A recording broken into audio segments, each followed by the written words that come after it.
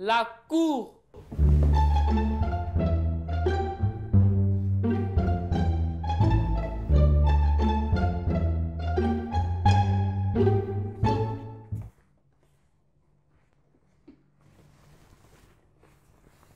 Asseyez-vous, s'il vous plaît.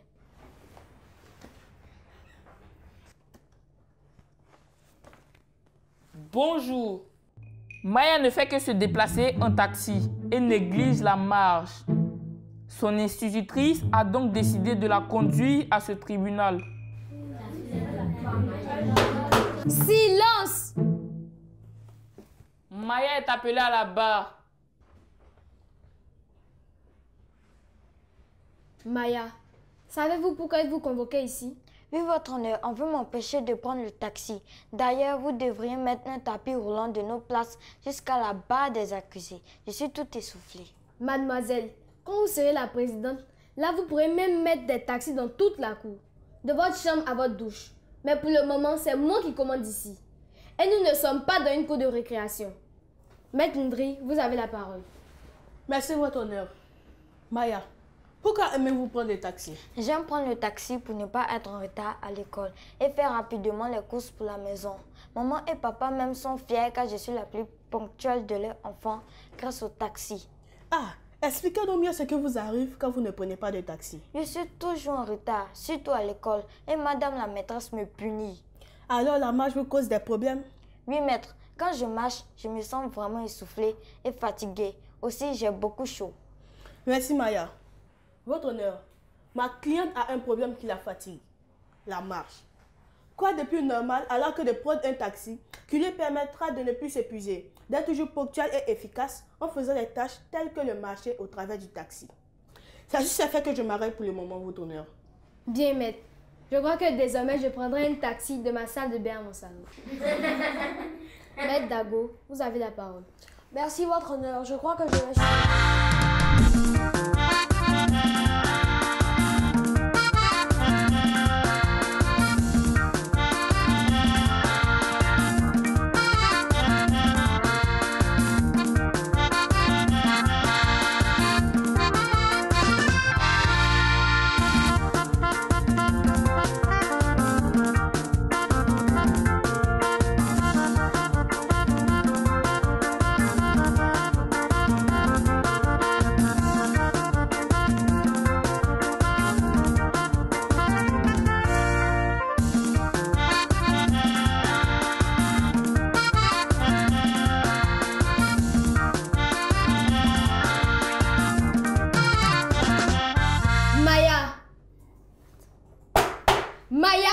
Excusez-moi, votre honneur.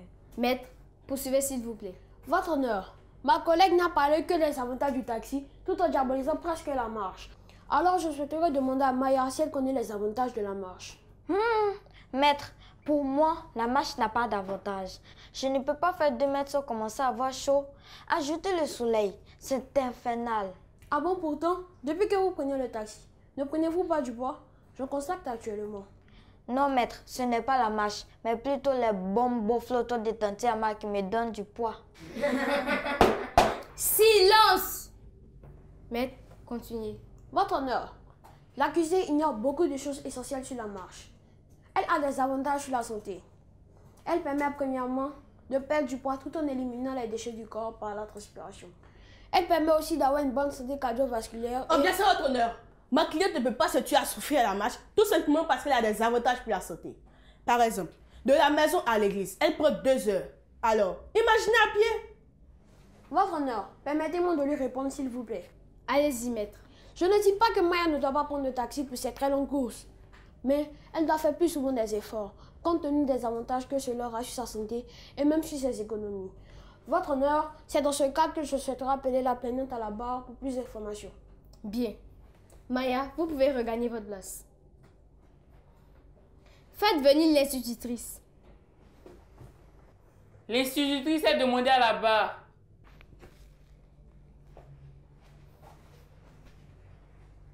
Madame l'institutrice, qu'avez-vous remarqué chez Maya pour la traduire à la cour?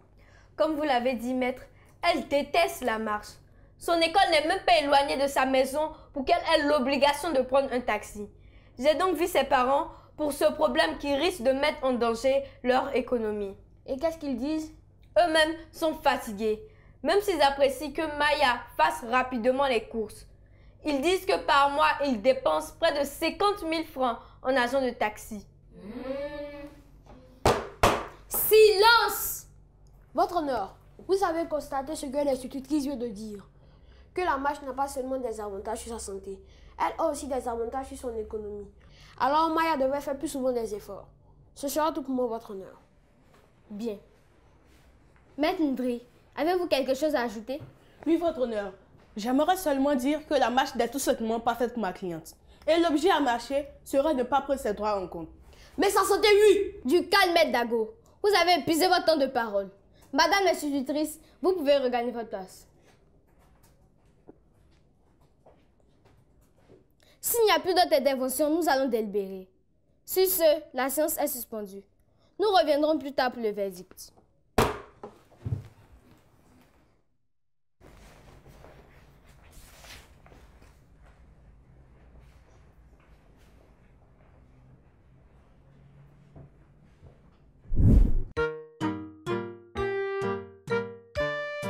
L'actualité. Hello chers amis et bienvenue dans votre rubrique Exploration. Aujourd'hui, nous parlerons de l'artisanat à Korogo. L'artisanat d'art est le pilier de l'attraction touristique de Korogo et sa région. Toutes les spécialités traditionnelles sont représentées et regroupées par village. À Koni, ce sont les forgerons. Au quartier Koko, à Korogo, ce sont les sculpteurs à Warniene et Faka. Ils sont des tisserands.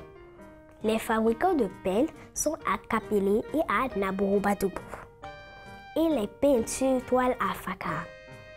Je vous invite à y faire un tour. Vous ne serez pas déçus. Merci de nous avoir suivis. Au revoir et à bientôt. La cour.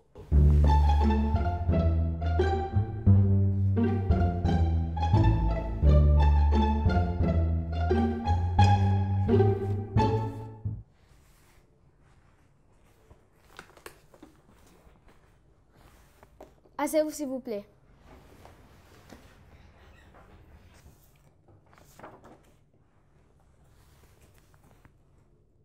La marche est un atout pour la santé. La pratiquer au moins 30 minutes par jour ne peut pas faire de mal et permet d'économiser. Maya, levez-vous. Je déclare l'accusée coupable des faits qui lui sont reprochés. Elle sera condamnée à pratiquer la marche au moins 30 minutes aussi souvent qu'elle le pourra. Rasseyez-vous. Avant de lever la séance, permettez aux jurés de donner quelques conseils. Les astuces. Coucou les amis! J'espère que vous allez bien. Aujourd'hui, nous verrons comment faire efficacement une marche à pied pour bénéficier de tous les avantages possibles liés à ce sport. Boire beaucoup d'eau avant, pendant et après la marche. Se détendre lors de la marche. Avoir un rythme qui nous convient. Le mot du pédagogue. Salut les enfants! Aujourd'hui, nous allons parler de la marche. Marcher de temps en temps permet de dégourdir les jambes. La marche est aussi un sport qui apporte du tonus à l'organisme, diminue le taux de cholestérol sanguin et augmente la densité osseuse. Alors ne faites pas comme Maya qui néglige la marche. La marche étant un sport, nous épargne de certaines maladies cardiovasculaires, de l'obésité et de certaines courbatures.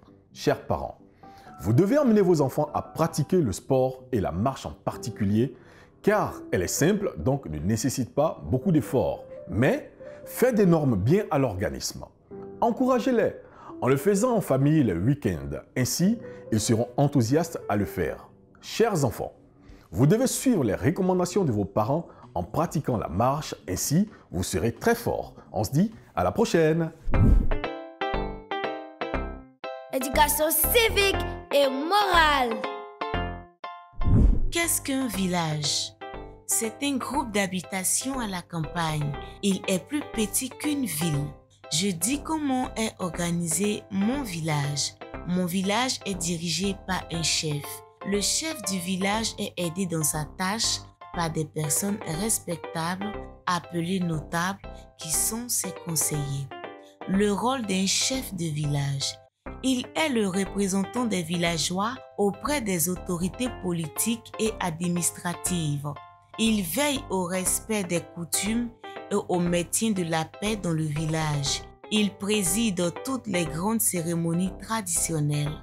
Pour montrer que j'aime mon village, je dois y aller régulièrement, connaître les groupes de personnes et de familles qui y vivent, rejeter ce qui ne fait pas honneur au village, participer aux activités de son développement, entretien des biens publics du village, activités de propriété du village.